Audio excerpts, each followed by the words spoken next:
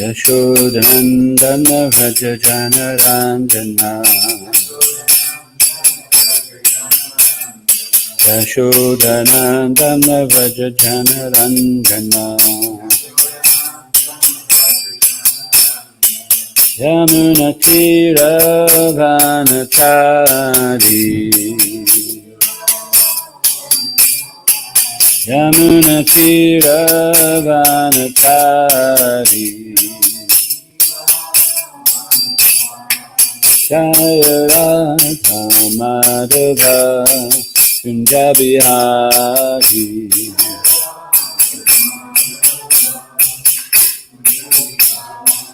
Jaya Radha Madhava Kunjabihari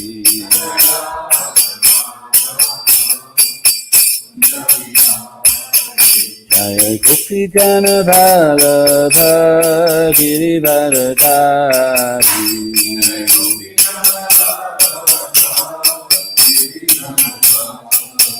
Jaya Gopi Jana Vallabha Girivaradari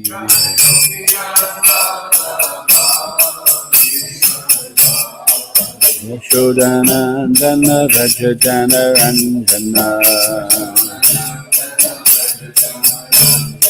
Yashodanandana Vraja Janarandana Yamunatira Vanachari Yamunatira Vanachari Jaya Radha Madhava Kunjabihari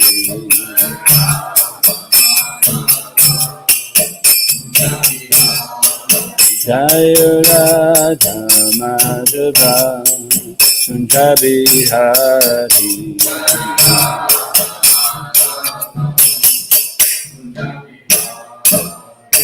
Skankurvan ki, Prabhupada ki, Srimad Bhagavatam ki, Nitai Gaura Premanande.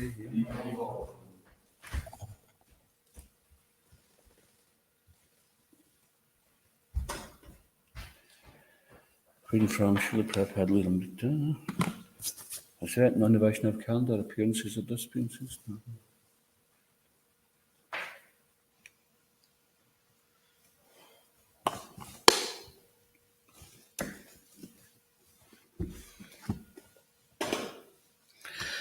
Volume 6, Uniting Two Worlds, chant Hare Krishna and fight.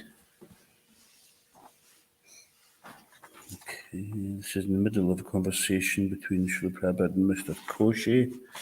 Does anybody remember what their conversation's about?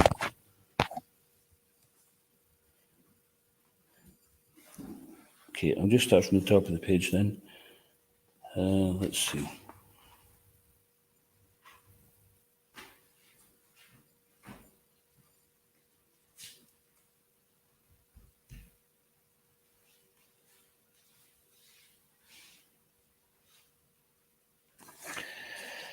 Mr. Koshi asked Prabhupada if he was happy with the way his movement had spread. Prabhupada replied, "Why shall I not be happy? I am not manufacturing anything. That is not my business." Jumping from one topic to another in search of readable magazine copy, Mr. Koshi asked Prabhupada, "How is your health now?" "Not good," Prabhupada replied. "Health or no health, it is the outward machine. That doesn't matter. But if it is a good machine, then it helps, that's all. Otherwise, machine, good or bad, it doesn't matter what happens when the machine stops." Also, the guy's asking, what happens when the machine stops? If your machine has stopped, Prabhupada said, you take another machine, that's all. Why shall I be overwhelmed? Oh, machine is going. Therefore, Krishna says, you're lamenting for the machine, you nonsense. That is not the pandit's business. Mr. Koshi, what is your typical day like? What time do you get up and how do you spend your day? How can I say, replied Prabhupada, I've got so many things. Tamal Krishna, sensing that the interview had gone about as far as it could profitably go, spoke up. Srila Prabhupada said, I want to suggest that if he has some further questions, we could try to answer them, and then if there are still unanswered ones. No, said Prabhupada, he has no answer on this spiritual matter. He will ask me some political questions. We have no function in politics. Mr. Koshi disregarded the signal from Prabhupada's secretary and went on with his questions.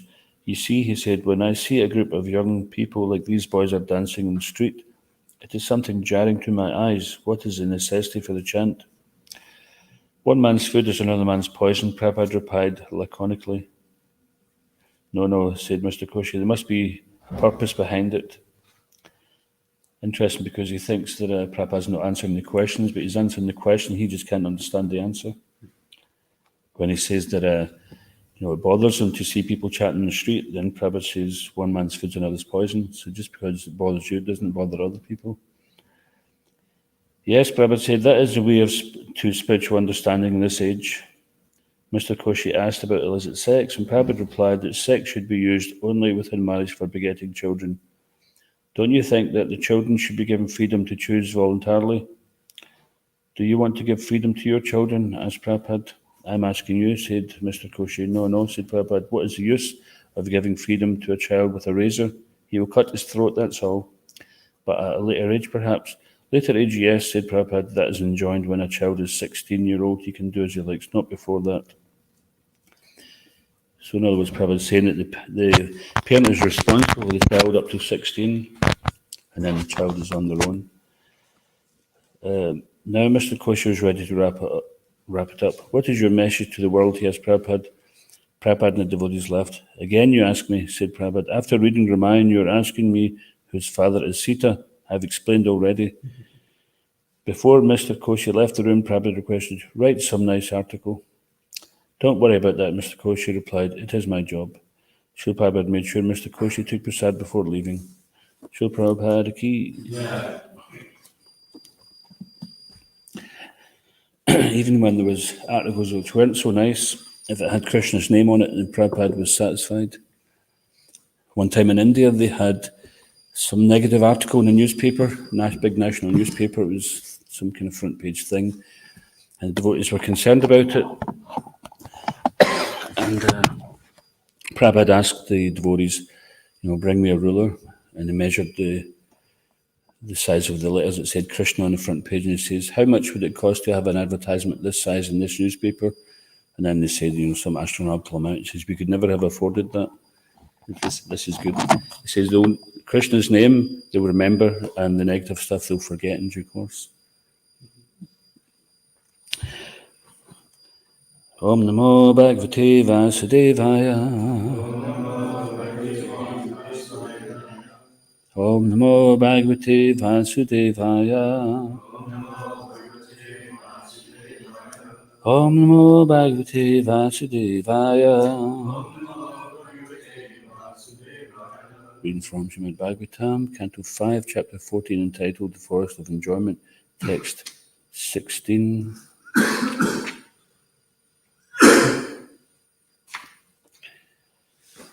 You all right, Raghunath? Sorry? You okay? Yeah. Some water here if you want. I won't take it. Do you want this?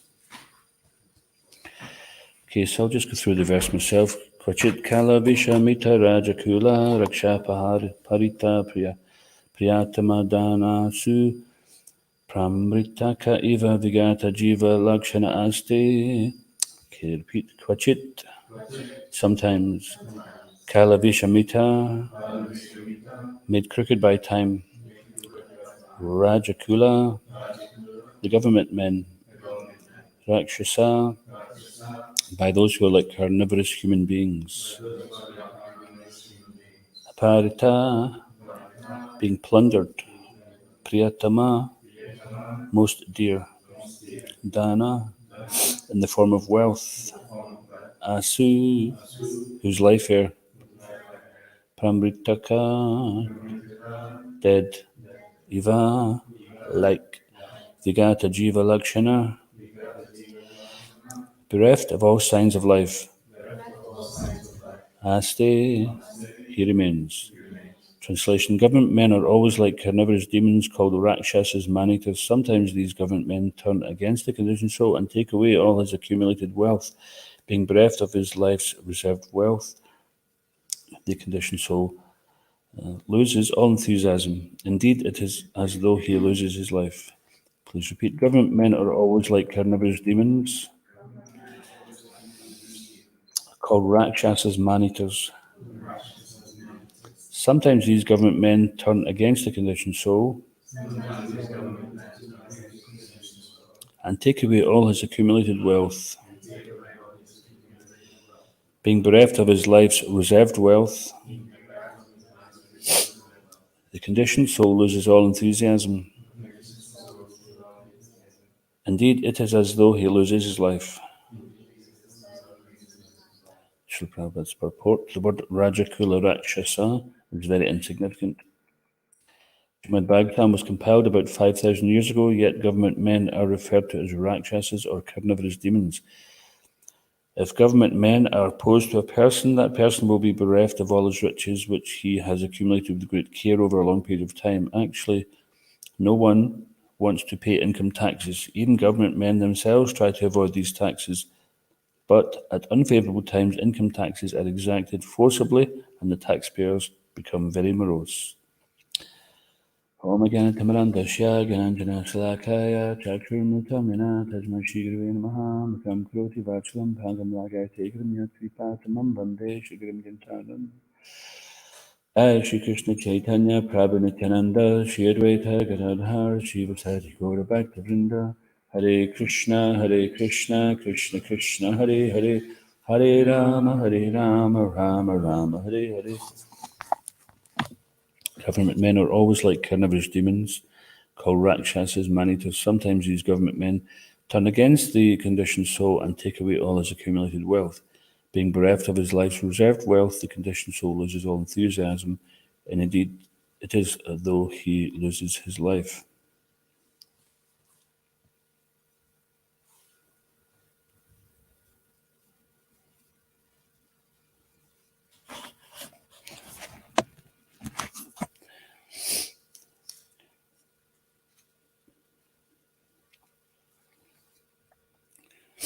Prabhupada makes many comments regarding government leaders. In the first canto of Srimad Bhagavatam, he says in one purport that the government leaders, they hang on to some position and they never step down, unless they're forced to. Either they're forced to by death, or they're forced to by some kind of scandal or something like that, or they're voted out. So we never find, if they really have the concern of the country and their countrymen and all the citizens, if they have that in mind, then if they think someone else could do a better job, they'd say, "Oh, my dear sir, you're more qualified than me. You could do a better job running the country." But it's not that. It's never that, is it? They either have to be forced out of position or they die. And because it creates so much opportunities for them for personal gain. And interesting here, it says that when the living entities, the condition shows wealth is taken away, that might be in the form of tax. Sometimes people work so hard and they resent people who are unemployed, who are getting benefits which they're paying in taxes. Being unemployed is one thing, but if somebody is working the system, as they say, and then someone is having to pay for that, then they become very resentful even to their own countrymen, their own citizens, or even their own family members. Some people make a job of never getting a job. They've never had a job in their life and they have no intention to, and they simply fake the system. It's really ridiculous. Someone once told me that there was one woman, how shameless is this? There's one woman that she didn't go to the toilet before she went for an interview, and she let everything out during the interview just so that she could be now registered as being not mentally fit for work. But this was a purposeful thing, this is the extent that people will go to not even do an honest day's work. And Krishna says in Bhagavad Gita that one cannot even maintain one's physical body without work. So in one sense, you've got a social security system which is there to help those, which is set up, out of compassion or care, to help those in need and during hard times. And that's not a bad thing. But when it's exploited, and typically if there's anything like that, there's always someone who, with a criminal mind, will figure out a way to exploit it. And then when the government change the laws to try to stop people exploiting it, they find a way around that. It's criminal intelligence. And so, but what they don't understand is they may get away with that, they may circumvent government rules, etc. But the law of karma is that you have to work for a living, and if you don't, then you have to pay another time.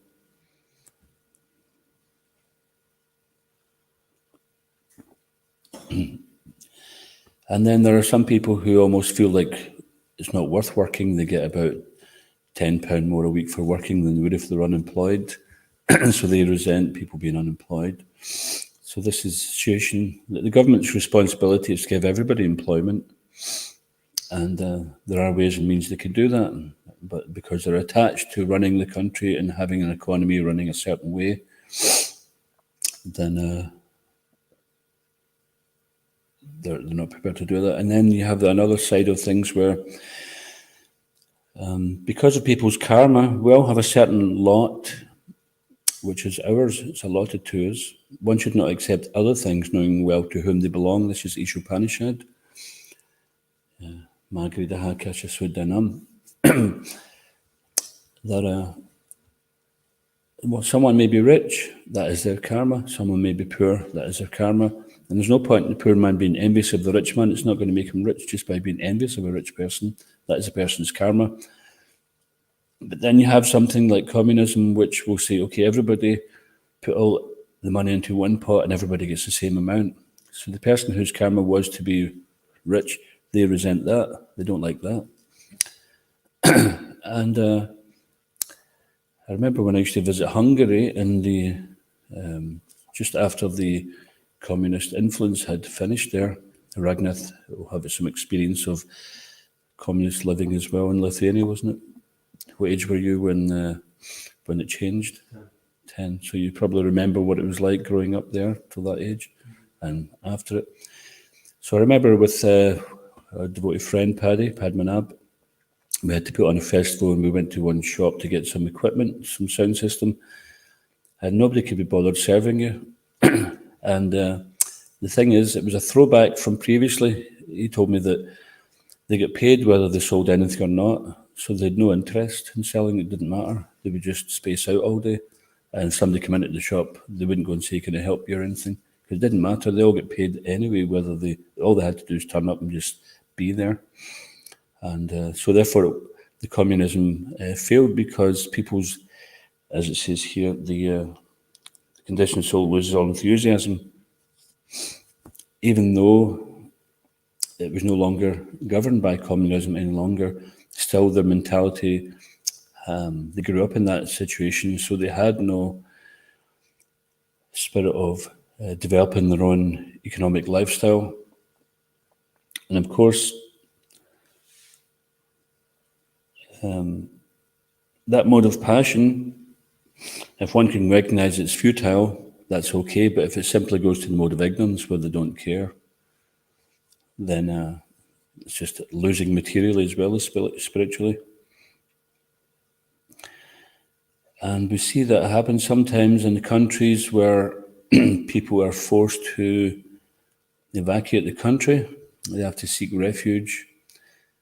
Everything they've worked for has been left behind. They had to flee simply with their life and the clothes on their back and take shelter in another country. And so these people, they enter into another country, and perhaps they were well-to-do beforehand, and now they're on the bottom of the social ladder, so to speak. And so they're not very happy either, because they had to leave their home country, they had to leave everything they worked for, and they may be very well qualified in one way or another, but they could be decades of development in life which they had to just drop. Or the government introduces a new tax, and all of a sudden, because you're breathing, you have to get taxed.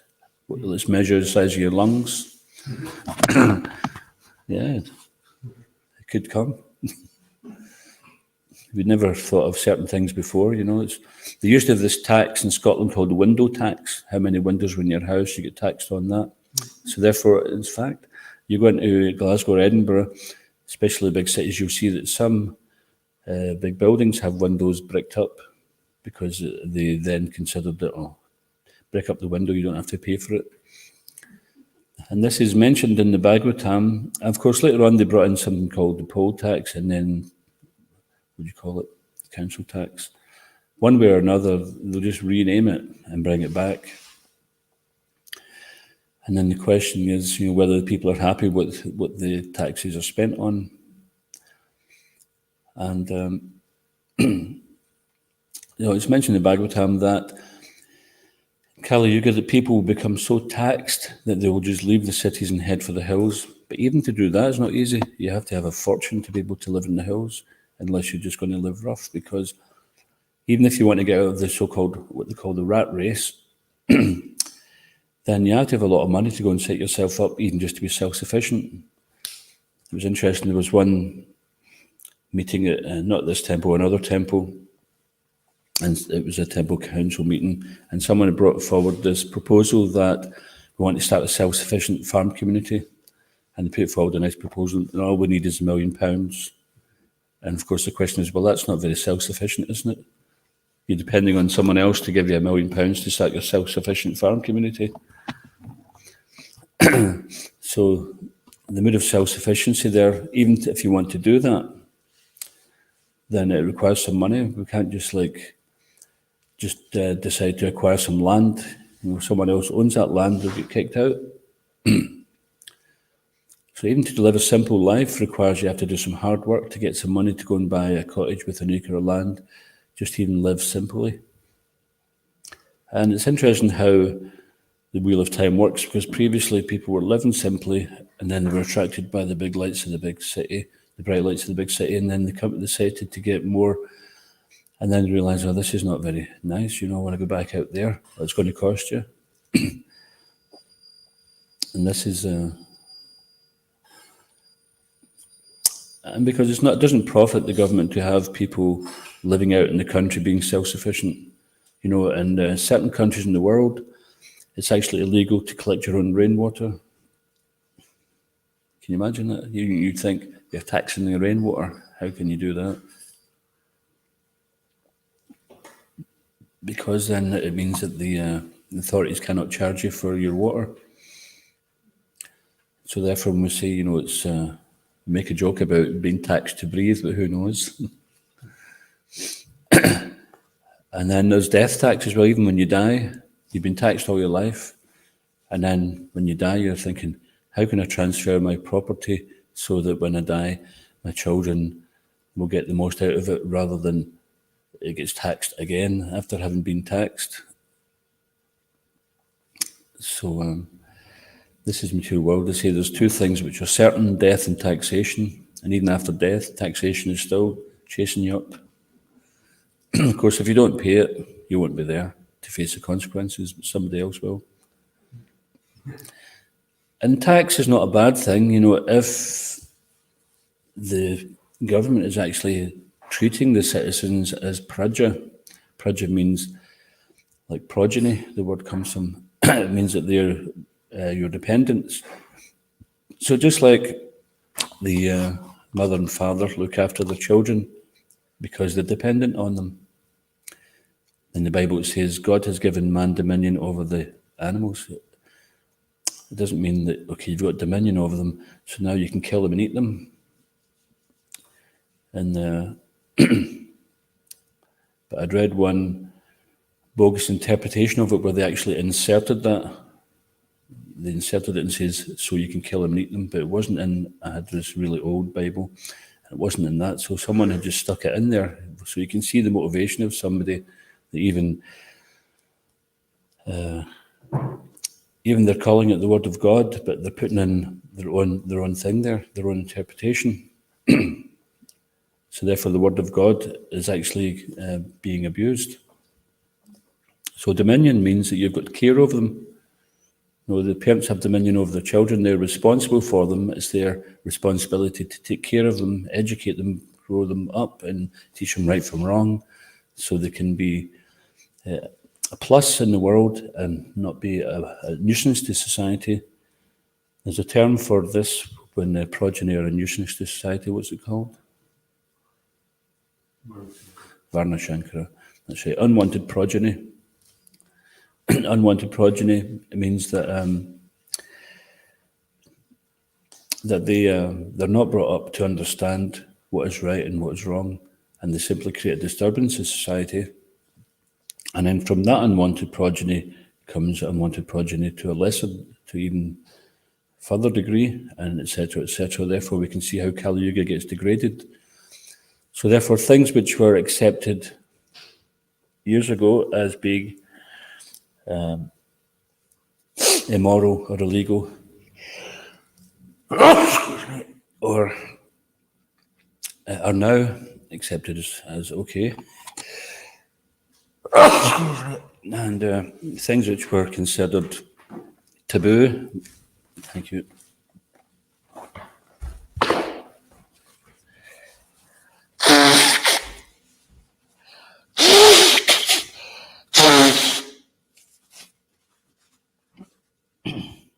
are now considered okay. Things which were okay then now are considered wrong. And this is foretold in the Bhagavatam also, that as Kali Yuga progresses, then irreligion will be seen as religion and religion will be seen as irreligion. So take, for example, this theory of evolution. If anybody even questions it, then they're publicly shamed. Not that people have got a right to think for themselves. Previously, if anyone spoke against the established religions, the churches or whatever, then they were, would you say they were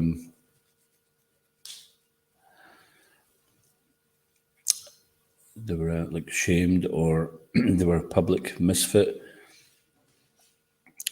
And similarly now, or they were maybe mocked or scorned. And that can happen also now, that they speak about evolution or their version of evolution as if it's a fact. But it's still an unproven theory. And there are many anomalies there which will contradict that theory. So real science means truth. So what is the truth? We look at the evidence and see what does it tell us. Not that we come up with a story and then we try to make all jigsaw puzzles fit. You know, if there's more than one story and there's more than one jigsaw puzzle and they happen to get mixed up, and we say, well, this is all the same puzzle, we'll just make it fit one way or another, and if it doesn't fit this, we'll just cut a bit off it and we'll squeeze it in.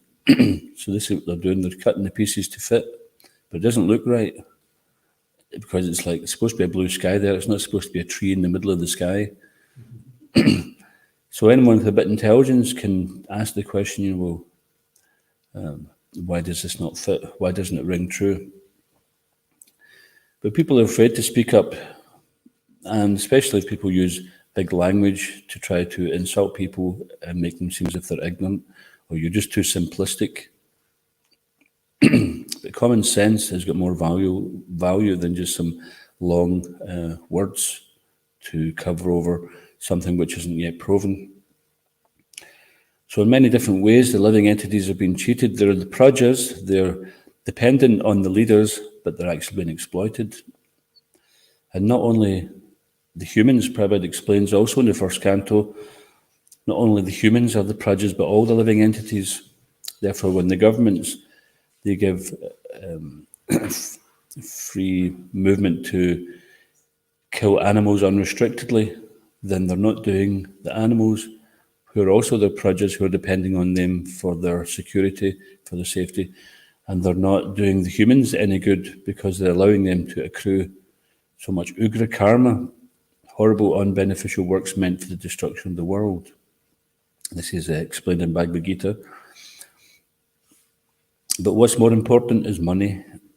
But how long is it important for? You live for a few years, accumulate some money. By the time you've accumulated it all, you don't even have the youth or the strength to enjoy it. So it's a futile endeavour. Therefore, self-realisation, to understand who we are, what are we doing in this world? What is this world? What is the purpose of this world? What is after this life? These questions, if we don't ask these questions, then everything else is Shrama Eva Hi Kevalam, useless waste of time. It's just simply going on the merry-go-round, getting dizzy for a while, and then at the end of life, the merry-go-round stops and we have to get off. We've paid our due, our time's up, and then go on another merry-go-round. And meanwhile, it seems like this in society, it seems like there's always continuity, because people are coming on the merry-go-round, people are jumping off, and this is the wheel of samsara. For some time, somebody comes along and they're a big person, they make a big noise, and then they grow old, wither away, die, and someone else comes in like it never happened before. So this is the power of Maya. And even people who want to do good in the world, it's such an uphill climb for them. They have to be very committed to that. And they have to know what is good. Because, not meaning this to be like a heavy class or anything, but they say the path to a certain place is paved with good intentions. Because just meaning well is not enough. We have to know what is well. Having good intentions is one thing. We have to know what is the good intentions. You know, if my good intention is to feed you because you're hungry and I go and kill a cow to do it, the cow didn't think it was a good intention. The cow's thinking, why you bother me? You know, there's fruit in that tree over there. So it's not necessary, and it's proven, you know, economically, to use the land for growing grains, etc., will yield 6 times more protein than for rearing animals simply to kill them and create bad karma for the individuals and the country. Collective karma is there also. Shishi Kodnitai Mahaprisha Shiki.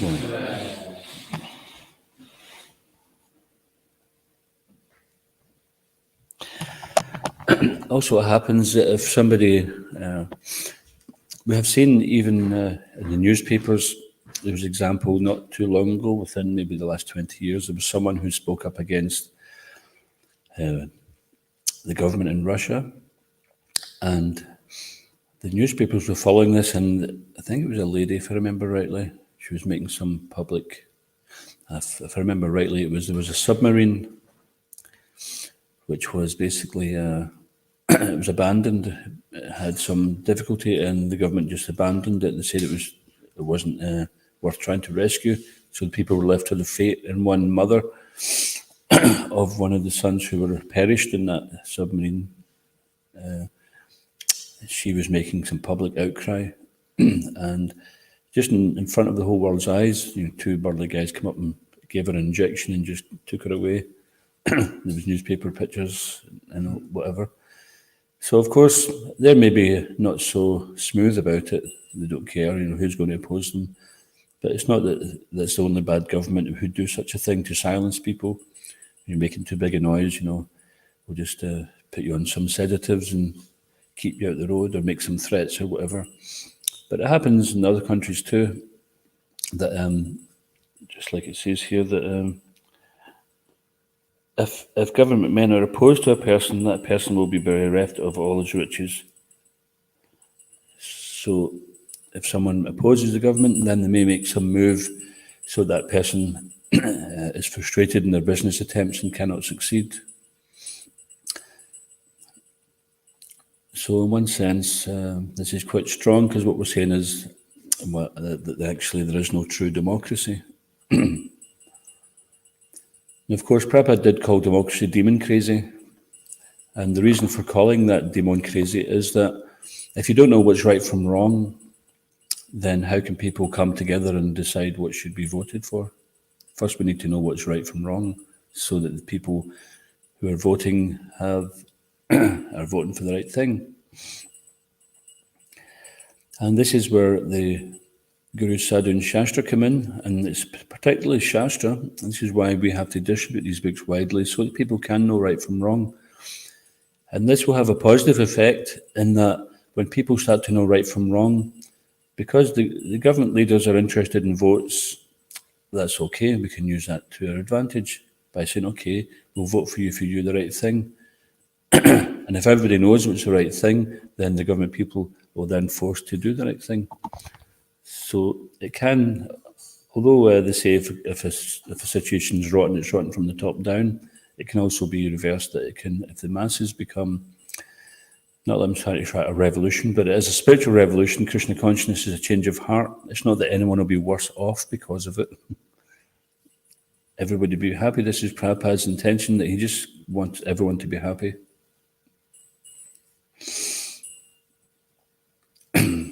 And people are not happy by this material life.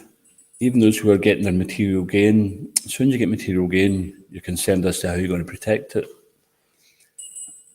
So when people are in ignorance, when they're affected by the modes of passion and ignorance, then their happiness is not real happiness, it's not sustainable. Whereas if we introduce Krishna consciousness, the Vedic literatures, the dharmic principles, then people will become happy, they become satisfied. We can be satisfied in our lot.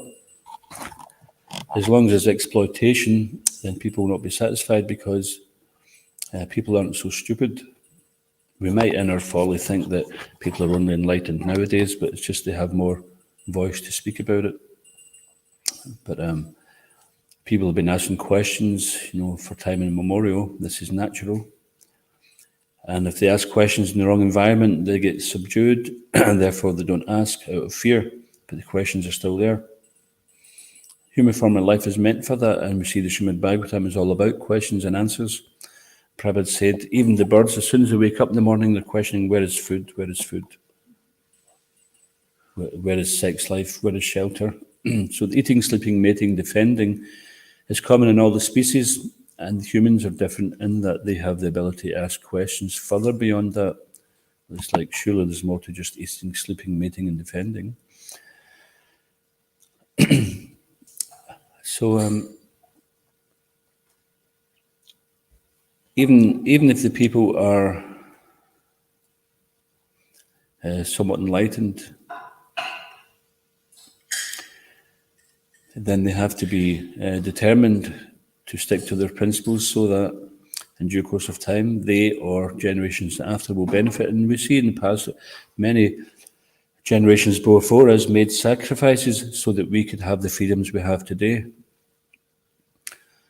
And so this is an ongoing thing, that we also have to make some sacrifices for the freedom of others in the future. And what type of sacrifices we're making is so that spiritual knowledge may be available to others in the future also. Not that this Krishna consciousness movement dries up because we're too lazy to go and do something about it, or we're too afraid. So we have to take a step forward in Krishna. We're acting under Krishna's protection. So we don't have to be afraid to go and spread Krishna consciousness, because Krishna is standing right by us. And what we're presenting, Prabhupada explains, and we can understand ourselves, that this Srimad Bhagavatam, there's no literature which can compare, there's no competition, there's no comparison, there's nothing. You can read any other book in the world, and there's nothing which can compare with it, because it gives knowledge of the Supreme Personality of Godhead, and it gives knowledge of the living entity's plight in this material world, how we can become free from it. That's not to say that God cannot be found in other religions, but what we can say is it's the same God, and we can find more description about God's character, personality, his abode, his devotees, pastimes, nature, etc. We find more of that in the Srimad Bhagavatam, Bhagavad Gita, etc.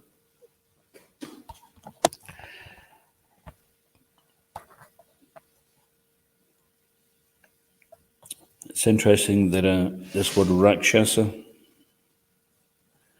there are a group of people who are conspiracy theorists who tend to think that the Queen is a reptile, and various other leaders in the world are reptiles. Even someone said to me that when Donald Trump was in power, they said, it's not the real Donald Trump. I says, what? He says, yeah, as soon as he was voted, they cloned him that night, and they've got a clone in his place. And I said, "You're serious? No, they can do these things." I think you've been watching too much science fiction. So these people, you may have leaders with good intention, but they just don't have the knowledge. Or you may have people with ill intention and they don't care. It could be any kind of thing like that. Or even people who may have good intention and they have some wish to do some good, but they may be opposed by so many other compromising factors. So in Kali Yuga, it's very difficult to do some good. It's easy to do bad because the atmosphere, to pick up a bad habit is very easy, isn't it? And then to change that bad habit, it's like it might take you months to give up smoking, for example, and even years to give up the psychological crutch of the smoking. But it only takes like one cigarette to get you back on that track again. And then all those austerities and the resisting temptation, etc., is down the drain. So, same with so many things. We perform some austerity to create some good habits. This is the change of heart, that we see that there's a higher purpose in life, and we realize I have to make some changes. Making changes from bad habits, which we're accustomed to, is not easy. But we know that if we don't follow the path of Krishna consciousness as devotees, then we will be dissatisfied. So this is why it's important that we become patient. And even if there's a slip up, then we don't let that stop us. We just say, okay, put that down to experience. Now we just carry on. No matter how many times you fall off the horse, you just get back on the horse again. Of course, that doesn't mean to say you just keep jumping on off the horse willingly. Say, oh, I'm back on again. I'm going to jump off in a minute, but back on soon. Accidentally falling off the horse is one thing. Purposefully thinking, okay, I'm just going around this bend, I'll jump off the horse because it's a bit difficult on this corner here. And then once we're around the corner, I'll jump back on again and look like nothing happened. So Krishna's in our heart. He knows our intention.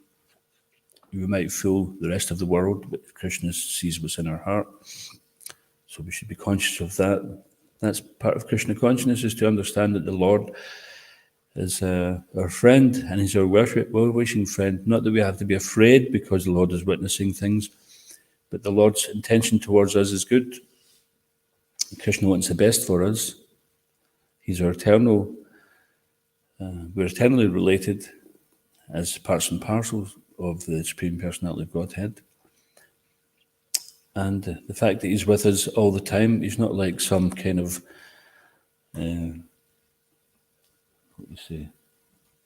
some megalomaniac stalker who's just, I'm going to stalk this jiva throughout the whole material world for millions of births, and as soon as they get something wrong, I'm going to smite them because they went and dissed me, disrespected me, they jilted me.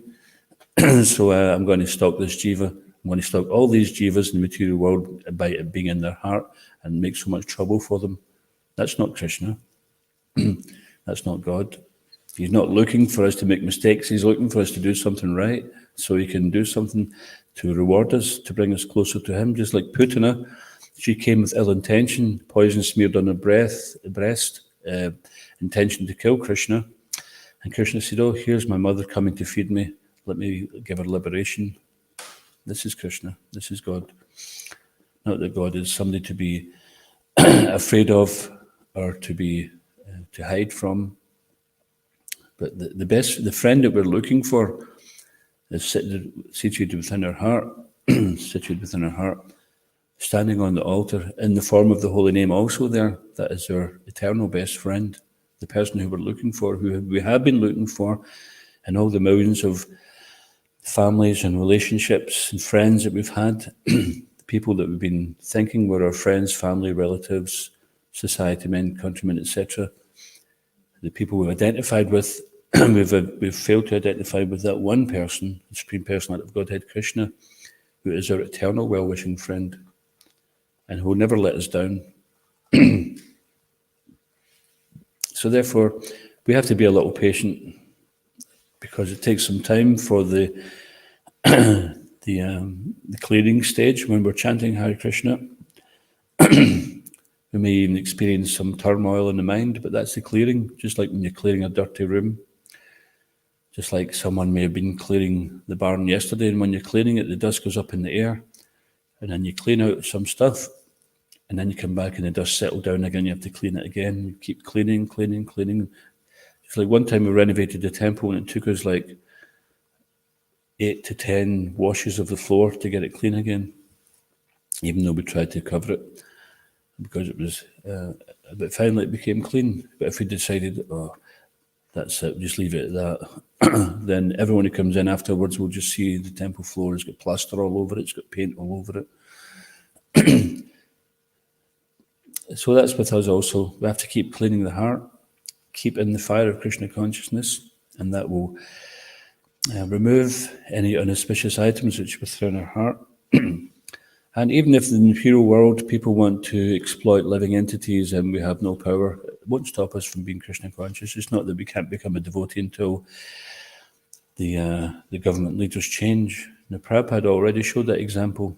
In his youth, he was a follower of Gandhi's movement, and his spiritual master says that Krishna consciousness cannot wait for Swaraj or liberation, political liberation. So Krishna consciousness, the liberation, the living entity is waiting for that liberation, regardless of whether the country is in a so-called liberated political state or not. And the spirit's always been part of or subjugated by so many governments in life. So we cannot really blame society, government, or anyone else for our lack of Krishna consciousness, because nothing can stop us. Everything can be seen as an opportunity to be more Krishna conscious. And if we come across a challenge which is difficult for us, then we simply have to take shelter of another devotee who can help us, who is stronger. And therefore the association route is very important, that we can take strength from other devotees who are stronger.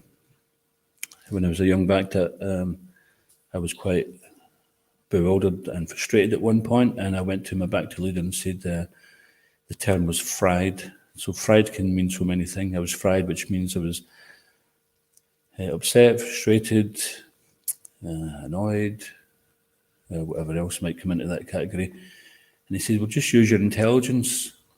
Apply Krishna consciousness, use intelligence. I says, oh, and I was just so grumpy. I said, I don't have an intelligence. He says, well, use someone else's. And so I took his instructions seriously. And that using someone else's intelligence means Guru, Sadhu, and Shastra. That is devotee association. And we're all susceptible to the influence of Maya. No one jiva can conquer over the influence of Maya. Therefore, we 100% need the association of devotees. Daivahesham gunamayi mama maya duratyaya mam evam tarantite. No, it's mam eva. Forget the second part of that. Mam evam ye prapajante mam etam tarantite. Is that right? Almost.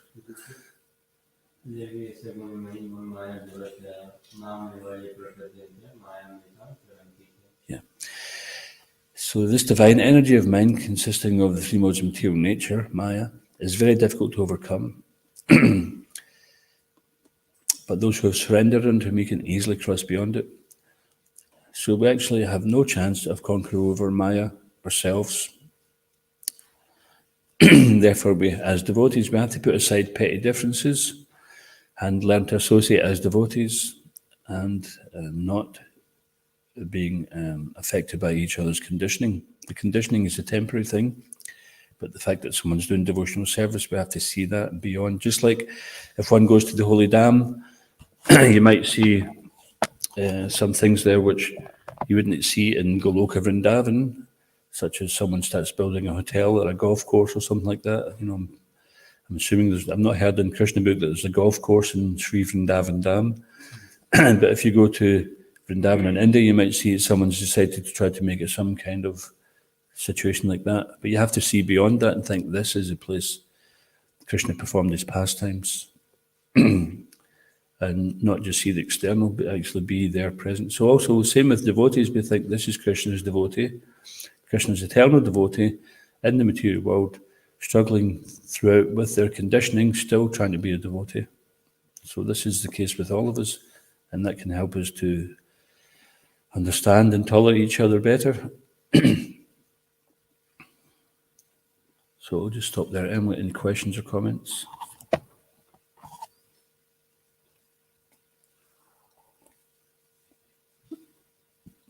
Okay, Iskon Guruvanda ki, Srila Prabhupada ki, Grantaraj Srimad Bhagavatam ki, Nitai Gaur Premanande.